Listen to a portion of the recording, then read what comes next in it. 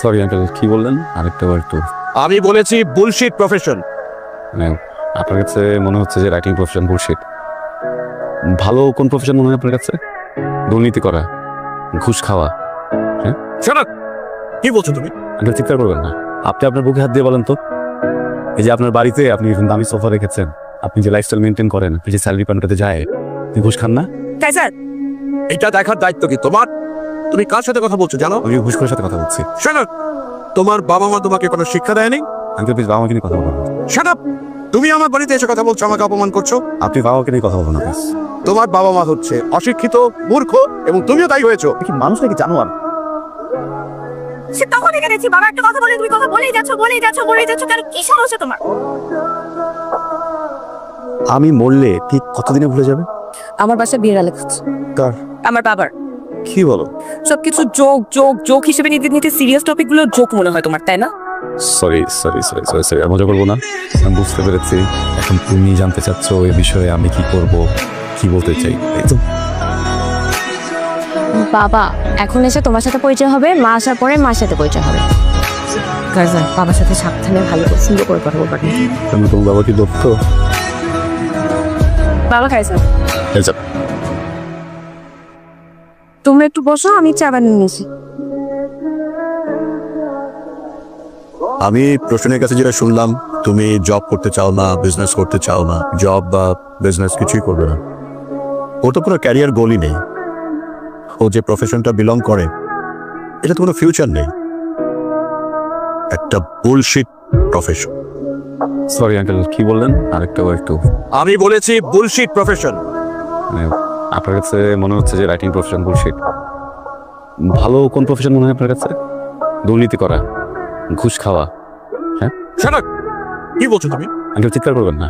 আপনি আপনার বুকে হাত দিয়ে বলেন তো, এই যে আপনার বাড়িতে আপনি দামি সোফা রেখেছেন, আপনি যে লাইফস্টাইল মেনটেন করেন, আপনি যে স্যালারি পান করতে যায়, আপনি ঘুষ খান না? কাইজার, এটা দেখার দায়িত্ব কি তোমার? তুমি কার সাথে কথা বলছো জানো? আমি ঘুষখোরের সাথে কথা বলছি। শোনো, তোমার বাবা মা তোমাকে কোনো শিক্ষা দেয়নি? আঙ্কেল প্লিজ বাবা মাকে নিয়ে কথা বলবেন না। শোনো, তুমি আমার বাড়িতে এসে কথা বলছো, আমাকে অপমান করছো। আপনি বাবা মাকে নিয়ে কথা বলবেন না। তোমার বাবা মা হচ্ছে অশিক্ষিত, মূর্খ, এবং তুমিও তাই হয়েছো। কি মানুষ নাকি জানোয়ার? সে তখন গেছি বাবা একটা কথা বলে তুমি কথা বলেই যাচ্ছ কেন? কি সমস্যা তোমার?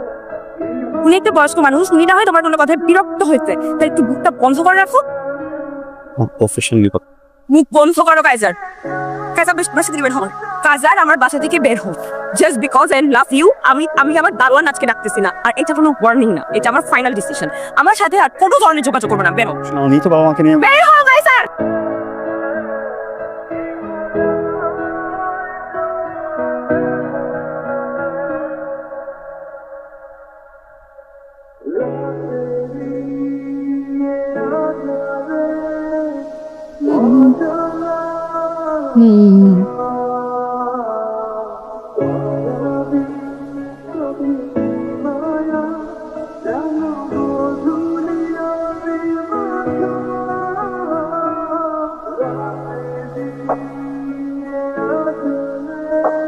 এই যে দেখো আমার দিকে। মামা এই শোনো, আমি বেরোচ্ছি। কেন ব্রেকফাস্ট করবে না? আর বলো না, অফিসে কি একটা ঝামেলা লাগছে, এখনই কি আমার ম্যানেজারের সাথে বসতে হবে, তাহলে উনি আবার বের হয়ে যাবে। আমি নাস্তা অফিসে করে নেবো না। হ্যাঁ, খেয়াল রেখোস। হ্যাঁ, তোমার আমি কতবার সাবধান করছি, কথা শোনো না। করতেই দাও। কোম্পানির পলিসির বাইরে গিয়ে দিনের পর দিন অনিয়ম করছে, ঘুষ খাইছে। মনে করছো কিচ্ছু হবে না, কেউ জানবে না। নতুন সিওর ব্যাপারে আমি তোমাকে বলিনি, আগে বলিনি, বলছি কিন্তু তুমি পাতা দাও। এখন তদন্ত হবে, চাকরির আশা করো না। এইভাবে জেলে যেতে না হয় সে ব্যবস্থা করো। স্যার আপনি না শুধু শুধু ভয় পেয়েছেন। এসব লেটার ফেটার কিচ্ছু না স্যার। যে তদন্ত কমিটি বসাইছে সব তো সিইও স্যারের টাকা খাওয়ার ধান্দা। 2-3টা বান্ডেল দিয়ে দিলে সব কিছু ঠান্ডা হয়ে যাবে। ট্রাই করে দেখো যদি কিছু করতে পারো, but I am very concern. Don't worry sir, cool down, let me handle. Okay sir আজ দেখা করতে পারবেন না। আপনার কিছু বড় থাকলে আপনি তদন্ত কমিটিকে দিন। কেন আপনি স্যারকে বলেন নাই আমি হাসিম সাহেবের রেফারেন্স আসছে? কি বলেছি, তারপরে উনি দেখা করতে পারবেন না। Sorry, thank you. কি খাবেন ভাবি? ইতালিয়ান কিছু নেই? না আমি কিছু খাবো না। আমি আসলে আপনার সাথে একটা জরুরি বিষয়ে কথা বলতে এসেছিলাম। ভাবি আমি বোধহয় বুঝতে পারছি আপনি আসলে কোন বিষয়টাকে দিন করছেন। এখন এরকম একটা সিচুয়েশনে আসলে ওকে কিভাবে কি বলা উচিত? মানে আগে সিইও থাকলে আমি খুব সহজেই ব্যাপারটাকে ম্যানেজ করতে পারতাম, তো এখন যিনি আছেন খুব স্ট্রিক্ট। আমি অলরেডি আমার সবগুলো চ্যানেল থেকে খোঁজখবর লাগিয়েছি, সবার একই কথা যে উনি ওনার রেপুটেশন হচ্ছে যে উনি ডিসিপ্লিনের ইস্যুতে কোনো আপোষ করেন, একদম বরদাস্ত করেন। এখন এই অবস্থায় যদি আমি কিছু বলতে যাই ভাবি আমার চাকরি থাকবে না। আপনি একটা কাজ করেন না, আপনি তার সাথে দেখা করে সরাসরি কথা বলেন, প্রয়োজন হলে আপনাদের যে সন্তান আছে ওই ব্যাপারটা আমাকে বুঝিয়ে বলেন, দেখেন যদি তাকে নরম করা যায় আর কি। এছাড়া তো ভাবি এখন আর কিছু সম্ভব না করা, কিচ্ছু করার নেই। ম্যানেজার তো ইন ডিটেলস কিছু বললো না, খালি বললো ডিসিপ্লিনে ইস্যু। আসলে ব্যাপারটা কি? ঘন্টার ডিসিপ্লিন যত সব রাবিশ করে। যদি রাবিশ হয় তাহলে তো তুমি এত চাপে থাকতে না, তাই না? ইভেন ম্যানেজার সারেন্ডার করতো না। প্লিজ আমাকে বলো ব্যাপারটা কি? এটা ফাইন্যান্সিয়াল প্রজেক্টের বড় একটা ঝামেলা আছে। তাহলে তোমাকে একা কেন স্যাক করবে? Because I am the team leader. কি আশ্চর্য, you are the team leader. তো তোমার সাবঅর্ডিনেট আছে না, শুধু তোমার চাকরি যাবে কেন? তাহলে সবার চাকরি যাওয়ার কথা, তাই না? ওয়েট, ফাইন্যান্সিয়াল প্রবলেম বলতে কি বলতেছো? তুমি কি ঘুষ খাও? রসুন, এই যুগে ঘুষ কে না খায়?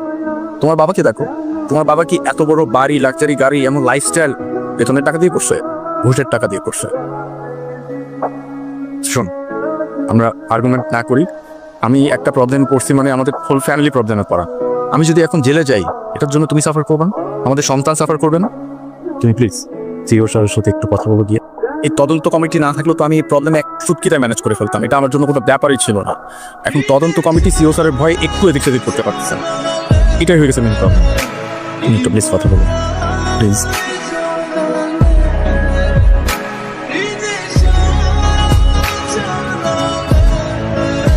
কাজল, টিমের সবাইকে কনফারেন্সে আসতে বলুন। হ্যাঁ, কাজল,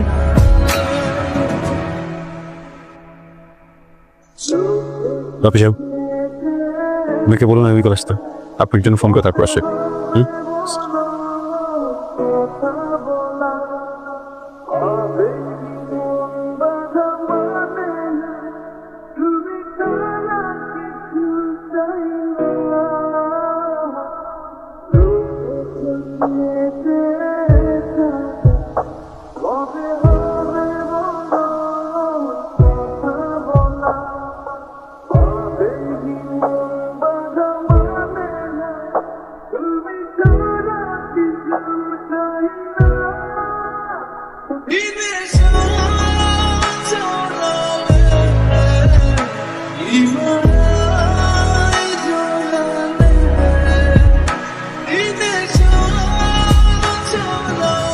আপনি কালকে আসেন। হ্যাঁ, আপনি একটু কাজলকে ফোন করেন, কখন আসবে সেটা অ্যাটলিস্ট আমাকে জানান। সরি ম্যাম, আমাদের এবং কোনো নিয়ম নেই স্যারকে ফোন করার।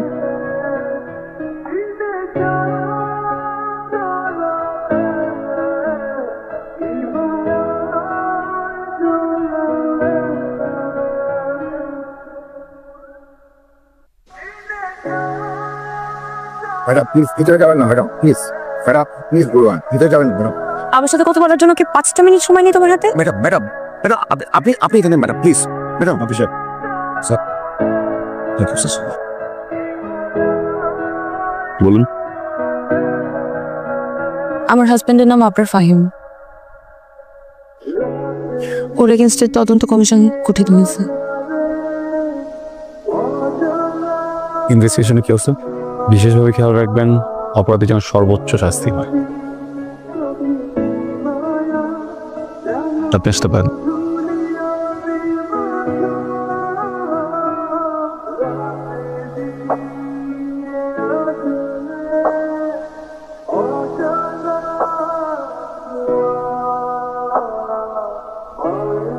ও মাই গড, কাইজার, ওই ভ্যাগাবন ছেলেটা যে CEO, how is possible?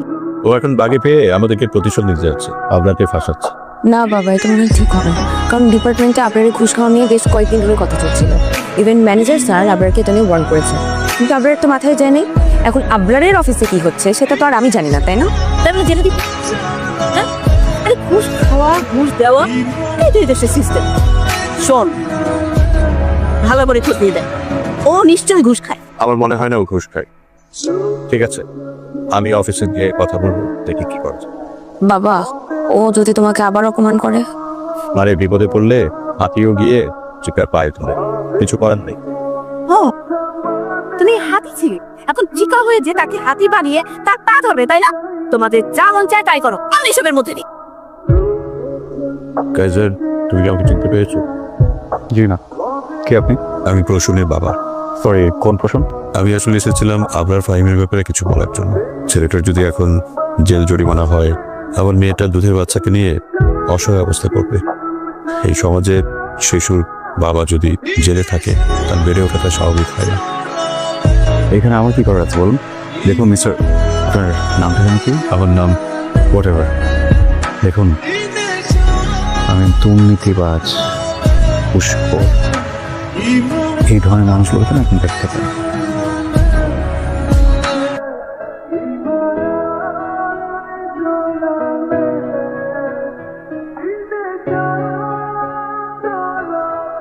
Kaiser, তুমি কি চাও আমার থেকে? আমার জীবনটাকে তুমি তছনছ করে দিতে চাও? তুমি কি আমাকে রাস্তায় ফেলে দিতে চাও? তুমি আমাকে পথে বসাতে চাও?